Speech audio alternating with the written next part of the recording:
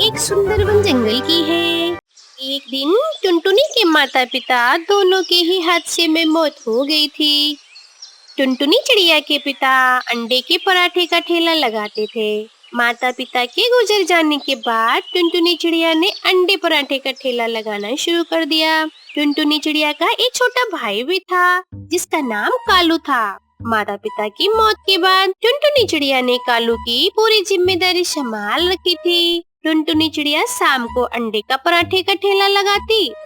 अरे बहन जी, एक प्लेट अंडे का पराठा लगाना। अरे भाई, मेरे भी एक प्लेट अंडे का पराठा लगा दो। अभी लगाती हूँ साहब। अरे तुम्हारी अंडे पराठा में इतना स्वाद आता है, जी करता है एक और खा लूं।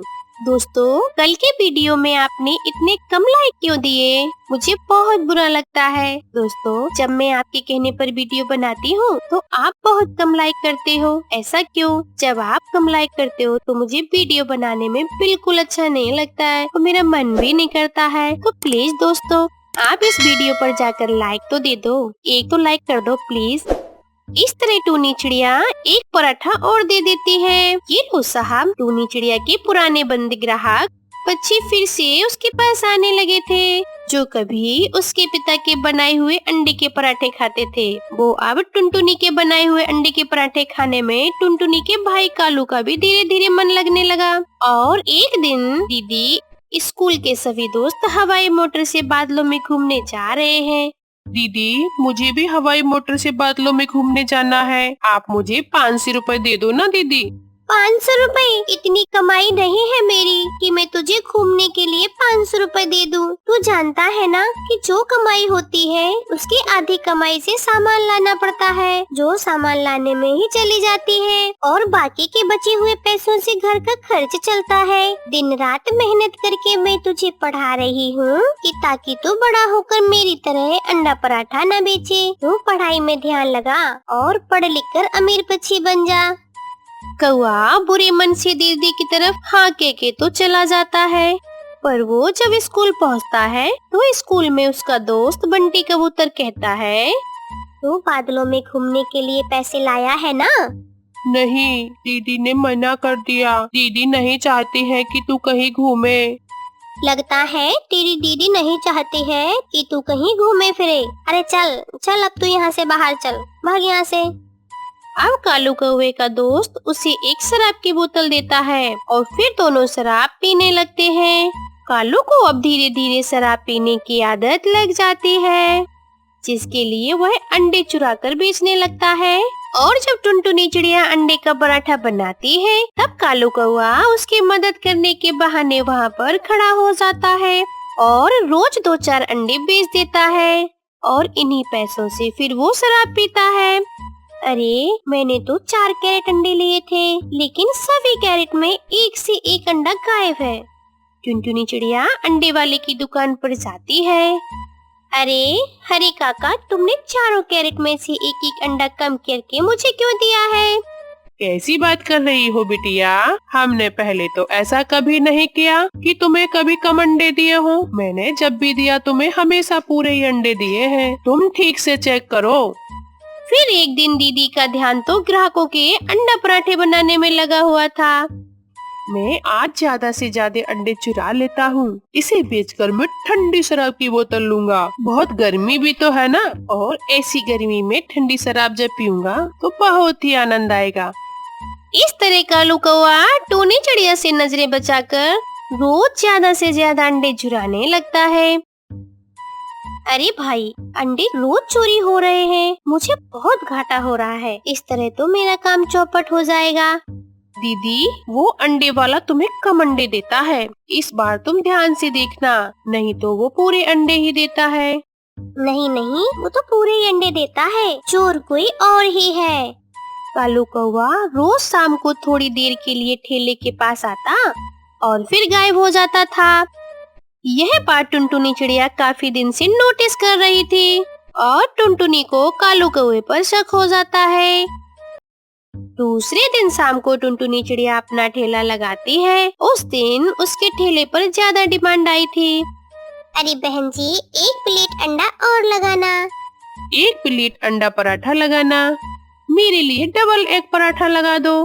तो टुनटुनी चिड़िया का ध्यान अंडा पराठा बनाने में ज्यादा लगा हुआ था, जिससे सामान जल्दी ही खत्म हो गया था। और इस समय कालू भी ठेले पर नहीं था, इसलिए टूनी अपने ग्राहकों से कहती है कि आपको थोड़ा इंतजार करना पड़ेगा, सामान थोड़ा खत्म हो गया है। मैं बाजार से सामान लेकर बस 5 मिनट में आई। टुनटुनी चिड़िया अपने ठेले को छोड़कर जल्दी से सामान लेने बाजार गई कि तभी उसने बाजार से लौटते समय कालू को उसके दोस्त के साथ शराब पीते हुए देख लिया। टुनटुनी चिड़िया कालू से बिना कुछ कहे सामान लेकर वापस आ गई। इधर वो अपने ग्राहकों को चलाने लगती है। उस दिन टुनटुनी चिड़िया को काम खत्म करने में थोड़ी ज्यादा देर हो गई थी। ओह, आज तो रात हो गई है, घर जाकर खाना भी बनाना है।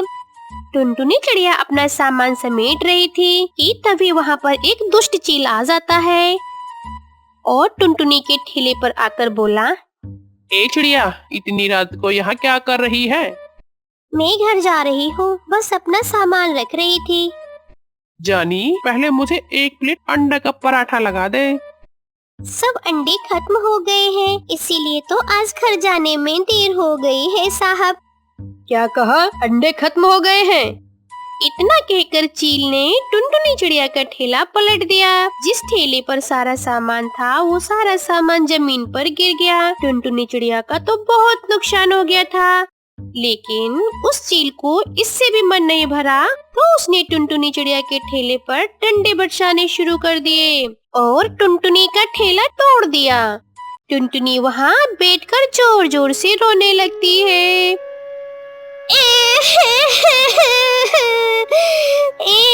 उस दुष्ट चील को जरा सी भी दया नहीं आई मुझ गरीब पर। अब मैं एक नया ठेला कैसे लाऊंगी? उसके बाद टुनटुनी अपने टूटे फूटे ठेले को लेकर घर आ गई। घर आकर टुनटुनी ने देखा कि उसका कालू तो शराब के नशे में धुत और बेहोश पड़ा हुआ था। आज तो तू धुत नशे में पड़ा हुआ है और मैंने जो कमाया था सब बर्बाद हो गया। आने वाले दिनों के लिए मैंने सोचा था कि तू पढ़ लिख कर अमीर पक्षी बन जाएगा तो हमारे बुरे दिन खत्म हो जाएंगे, लेकिन तेरी आंखों में जरा भी शर्म नहीं है। जान निकल जा यहाँ से और मेरे घोंसले से दफा हो जा। टुनटुनी कालू को घर से निकाल देती है। कालू अपने उन दोस्तों के पास गया जिनके साथ वो नशा किया करता था, लेकिन सबने उसे अपने घर में रखने से मना कर दिया। नहीं यार, तू समझा करना, माँ नहीं मानेगी यार। अपनी बहन से माफी मांग ले और घर चला जा। इस तरह से निराश होकर कालू की आंखें खुल गई थी। वहीं दूसरी तरफ टुनटुनी चिड़िया को समझ नहीं आ रहा था कि अब वो करे तो क्या करे। तभी टुनटुनी की नजर उसके घोंसले पर रखी टेबल पर पड़ती है और कुछ पैसे भी हैं उसके पास। क्यों ना मैं इस टेबल को बाहर रख दूं और अपने घोंसले से ही अंडे के पराठे का बिजनेस करना शुरू कर दूंगी। अगले ही दिन से टुनटुनी ने अपने घोंसले के सामने एक बोर्ड लगा दिया। बोर्ड को देखते ही उसकी दुकान पर ग्राहक भी आने लगे और उसका काम पहले से भी अच्छा हो गया। और इधर सर्दियों में ठंडी रात पेड़ पर अकेले गुजारकर कालू कौवे को अपनी बहन की याद आ रही थी और वो रोते हुए टुनटुनी चिड़िया के पास पहुंचा। दीदी, दीदी मुझे माफ कर दो, आगे से ऐसे कभी निराश नहीं करूँगा। अब से ध्यान लगाकर पढ़ाई करूँगा, मैं आपके काम में भी मदद करूँगा।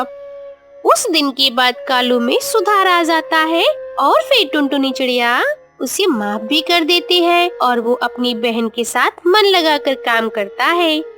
फिर दोनों भाई बहन खुशी खुशी रहने लगते हैं। कहानी एक सुंदर वन जंगल की है। उस जंगल में टुनटुनी चिड़िया अपना एक पेड़ पर घोंसला बनाकर रहा करती थी। उसके पास वाले पेड़ पर कड़कनाथ कौवा अपने परिवार के साथ रहा करता था। उसका एक बेटा था कालू कौवा, वह बहुत ही आलसी था।